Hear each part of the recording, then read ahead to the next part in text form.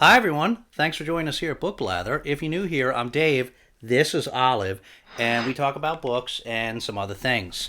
We finished some more books we want to talk to you about. The last video we reviewed Brave New World by Aldous Huxley, which is part of our totalitarian novels project. But after that, we finished three more books, and some of which were on our to be read for March, and some of which weren't. But we're in the middle of like three other things, but we want to tell you about the rest of the ones that we finished. So let's jump into it. So the first one we want to tell you about was The Unworthy by Augustina Bastarrica. So we picked up this book because we had read, I guess like 2 years ago, we had read Tender is the Flesh by that author. And this book got a lot of buzz, and for good reason. This was, if you're looking for this version, this is the UK version that we splurged for just because we thought it's really cool. But it was really good, and so, obviously we wanted to try this next one. She also has a book that has a collection of short stories, which we haven't read yet, but... So we picked up The Unworthy. This was published originally in 2023, and it was just translated in 2025 into English. And this book was a bit different than Tender is the Flesh. Tender is the Flesh is one of those books that... that book was... It was just good. It was very intentional in what it was trying to say, and even in the way that it said it. It was told really well in a very specific style, I think. The Unworthy was not that. The Unworthy was one of those books where when I finished it, I was kind of like, what did I just read, and where's the rest of it, And it was one of those books that, like, I really had, it was after I sat with it for a while where I started to appreciate more of it. And I appreciated some as I was going through it. I appreciated a bit more of it after I was done and sat with it. So what but let me tell you what it's about, basically. There's this... It's set... You just get thrown right into this world where it's told through... It's told in first-person narrative. This unnamed narrator. And she is telling her story through her diary, basically. It's really an epistolary format, this book, because you're reading her story that she had transcribed basically on some sheets of paper that she kept like hidden in her tunic, with I think she used like berries for the ink, and she has to do this in secret because she lives in this religious cult. So there has been some... It's a dystopia. There has been some apocalyptic event, which is very based on some stuff that you see. It's very clear that there's like radiation around. So there was some kind of, disaster like this. And so our narrator and a bunch of other women are sequestered basically in this monastery. It's a monastery that's been taken over. What was once evidently a Catholic monastery that monks lived in. And it is now, what seems to have been anyway, and it is now occupied by this group. And what this group is there's a male leader who they just refer to as him, and his henchwoman who is the superior sister. And all of these women are there under their control, and they are the Sacred Sisterhood. And it is a pretty brutal situation. And so our narrator doesn't really remember a whole lot about her past. So you don't really... this is one of the things that's kind of missing from the book. Maybe it's intentional, but you never really find out exactly what the story is, why this happened, and how this cult was able to end up here. And you never really learn that much about why she subjected herself to this cult, and what happened to her memory, and whether all of the rest of the women there have this same issue, or you never really know that, and that's, I think, part of the mystique, right, is that you don't really know if it's that something happened that made these women not remember who they are, or if this is more likely just the cult effect, right? And so these women all live. There's different sort of levels of women there. There's the servants who are like nothing. They're basically like spit upon, and they're just supposed to be servants. And then there's the basic sisters who are like the unworthy. And then there's these upper levels. There's the chosen, right, who get even more abused. And then there's the enlightened. And there's a few of them. And then you never even get to see them. I mean, they're horribly mutated. Like their like eyes are poked out. They're blind. And they just like, it's horrible. And nobody ever even gets to see them. But they're the special enlightened ones. And because of all these sisters, they suffer, they live in significant fear, and they are always, they are always just obeying this vicious superior sister, right, that serves the him. And they just, it's brutal. It's brutal. They're horribly abused, and they have no freedoms, and they're all just, they all just live with this. And they all aspire to actually be one of the chosen, even though once you get up to these higher levels, you're mutilated, and they frankly don't even know what happens to the enlightened, because they don't really get to see them. And so I don't want to give away like the entire story, but that's basically the environment that we're living in. And the women are it was one of those stories where you're like, you were kind of expecting a little more. You were kind of trying to figure out what the story was with this, and how they got there, and what the event was, and why they're all doing this. And but it was one of those ones where you sit with, that's not really kind of what the story was about, right? The story was really about, this all these women voluntarily allowing themselves to be subjective to this very religious, patriarchal, religious, abusive atmosphere.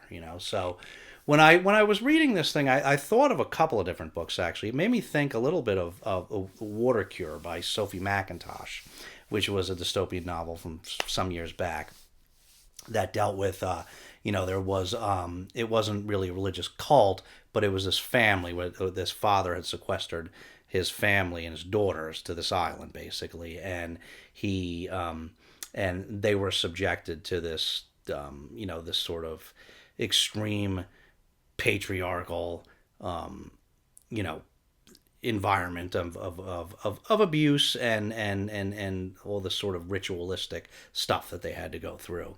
And of course, it made me think of The Handmaid's Tale, right, where you have this,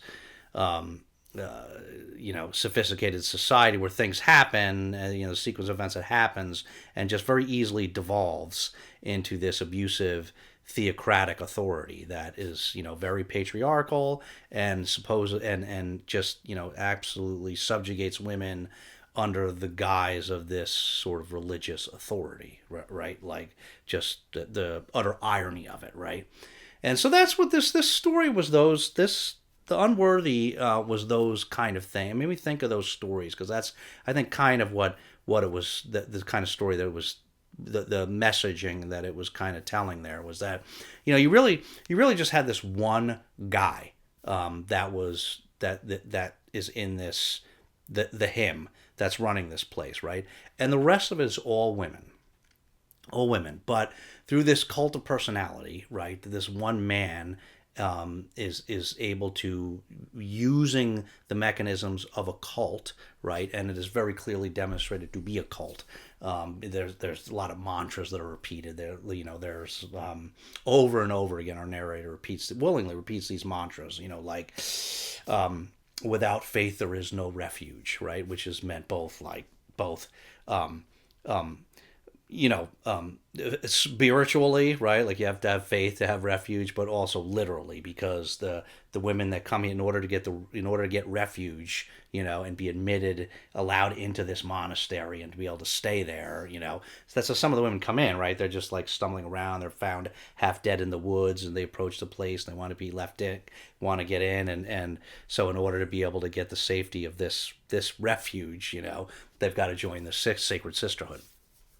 And so you know, then you know, there's you know, another mantra that's constantly repeated is like, you know, they're basically this new religion, basically, demonizes what was appeared to be the traditional, like, Christian um, um, religion, which is or religions, which, you know, they have this saying, the fault the they constantly refer to the erroneous God. What was it? The erroneous God, the false son, and the negative mother. I think that's what it was. Constantly regurgitating this, which is obviously a reference to, you know, God, Jesus, and Mary. And so that's part of, I think, you know, what this whole thing is demonstrating, is that you have the power of this cult of personality here, where you have this one guy, even though you have so many women that are very easily able to take control of the place, right? They don't, right? And this man, using the techniques of a cult, is able to, and through different ways, right? Through using his own female henchman or henchwoman, through fear, right? Through religious indoctrination, is able to, you have this event that happened, and is very easily able to replace what would typically be considered as a traditional, you know, virtuous religion, replace it with what is clearly a religious cult, right? And so I think that's part of what the thing is exploring, is where those come from, and how easily they can be implemented, and how that can be used in this sort of cult mentality, to just, you know, just prop up this absolute, this patriarchy and misogyny and abuse. And so yeah, so I went on a lot about that one, but it is a very it is well worth reading the book. Yeah, like I said, I think it's very different than Tender as the Flesh, but I think it's one of those ones that has a lot to say. You just have to really be open to it and think about it. You know what I mean? And you know, it's short, like Tender of the Flesh. It's not that long. It's on the shorter side. And that's because it doesn't give you all these answers about other things that aren't really like the point of, I think, what the story is really trying to explore. So, highly recommend it. Even though it's weird, it's very disturbing and it's weird. Okay, so the next one we read which was a nice breath of fresh air. This was The Obsidian Murders by Nicole Brona. So Nicole Brona is actually Nicole Pierman. Nicole Pierman writes a number of different genres. You know, she writes historical fiction, poetry, things like that, and usually uses the name Nicole Pierman, but Nicole Brona is a pen name for her urban fantasy. So she is also a booktuber, so we will link her booktube channel below, Nicole's Bookish Nook. And this book, The Obsidian Murders, was published in 2023, I believe, and this is the first in a series of books called The Midnight Detective Agency. So it's intended to be a 6-book series. Right now, the first 3 are out, and they're all on the shorter side. And so this book was just really good fun. This was great fun. It's an urban fantasy, and there's I don't want to give too much away, but I want to tell you a little bit what it's about. You know, it follows our main character, Tessa, who, she's a human, right? But she is able to see these otherworldly creatures, right? So she lives in our world, but our world there are these portals that connect to the other world, right? Which is where these otherworldly creatures live, right? And they go back and forth, right? People go back and forth, and our character Tessa is one of the few humans that can actually see all of this, and she can see them. And so this is one of those stories that it was very much, you get very attached to all these different characters, you know. And when I was reading this, I don't have a ton of experience with urban fantasy, but like I tried Jim Butcher last year, you know, his famous sort of um, urban fantasy detective, you know, series that a lot of people like. And this had very much that feel, that sort of like good sarcastic humor and these like cool otherworldly characters. So she she basically witnesses there's these two murders that happen by these portals, and so this sort of begins an investigation. And she's a wannabe writer and an agent who I guess I can say is actually a vampire. This Bloodsworth comes from the other world to investigate it, and he asked Tessa to help him originally as to sort of write the story for his world, but she becomes part of his basically his investigative team, you know, and so they're investigating this. So you have this mystery, right, which has this magical fantasy element to it, but you also get to so she's a cool character because she's just you know she's got this sarcastic humor which is pretty funny, just like the author Nicole. And so but you see there's other characters that like she works in an office and she's got this little um, fairy with an attitude that lives there, you know, and in her apartment she has this like ghost George that lives in her closet, and so there's just these different characters that are very, very clever and that you get attached to, and it's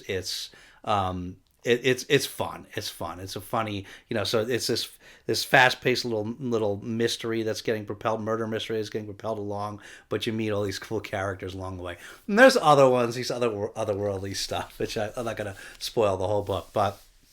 The only, you know, I mean, and it was such an easy read. It was well written, but it flies, and it's short. You know, it's on the shorter side of this book, so it's a nice quick romp, basically.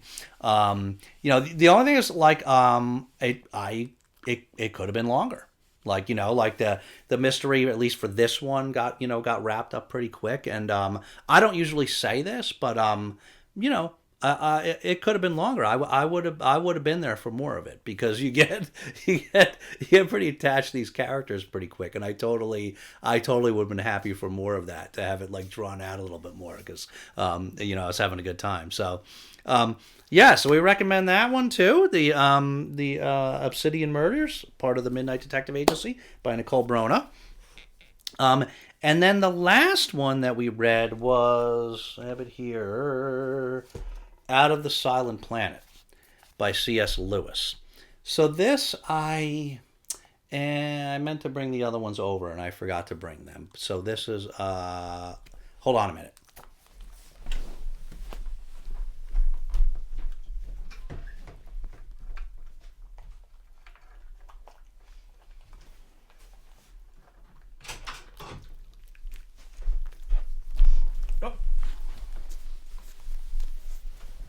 Oh. Olive. Olive. You know, I get up for 1 minute and she knows where the... You ate them all. You literally ate them all. There's one. You left one over there in the corner. I get it for 1 second. She snags all the treats off the table. Well, now there's none left. None left. You had them all already. This one. You're lucky you're so cute. Alright, so Out of the Silent Planet is part of what is called the Space Trilogy by C.S. Lewis. Right? So there's 3 books. We were lucky enough, we found these older copies out in the wild. There's Out of the Silent Planet. Second book is Perelandra. And the third book is That Hideous Strength, which is a book we'll be reading and likely talking more about, because this book is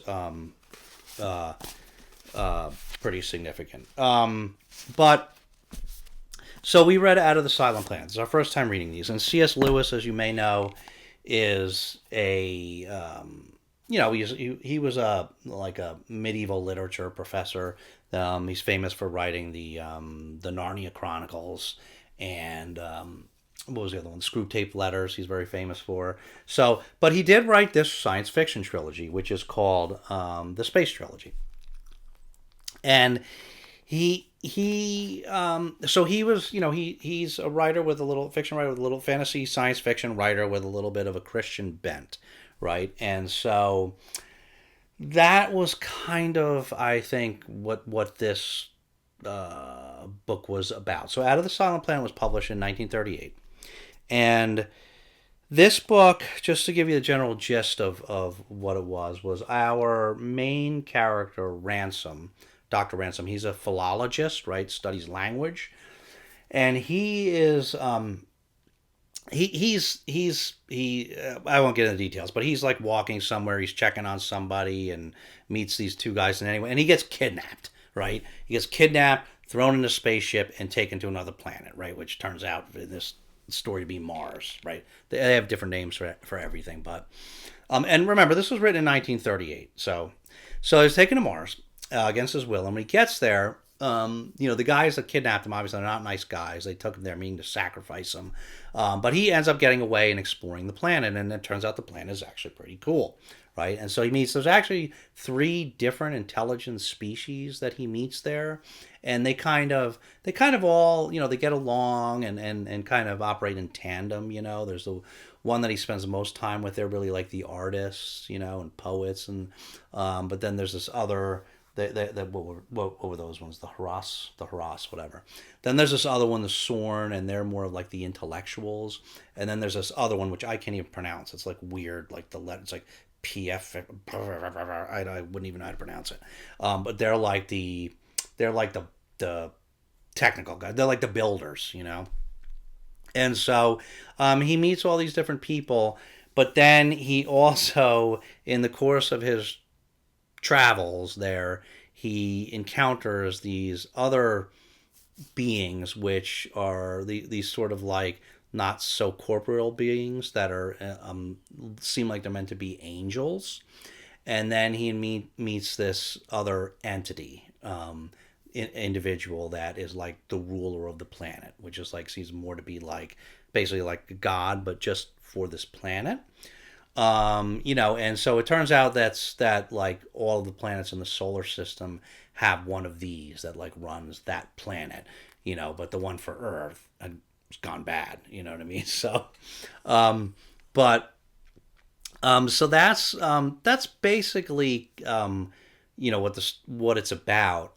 It seems, I actually didn't love this book. I didn't like it that much, but, it seemed to be it was certainly an adventure story. It was a science fiction adventure story where he goes to this planet and he encounters these different landscapes and meets these different people and different kinds of entities. It certainly seemed to be kind of superimposing a sort of traditional, sort of loosely superimposing Christian mythology onto this sort of interplanetary scenario. So, it seemed like you have, instead of like humans, you have like these 3 different intelligent races there, but then you also have the next level entities that seem to be angels, and then this next level seemed to be more like a godlike figure. And so it seemed to be kind of like transposing, is that the right word? Transposing this sort of Christian mythology into this sort of science fiction setting and applying it, to our solar system as opposed to just the mythology of humans here on Earth,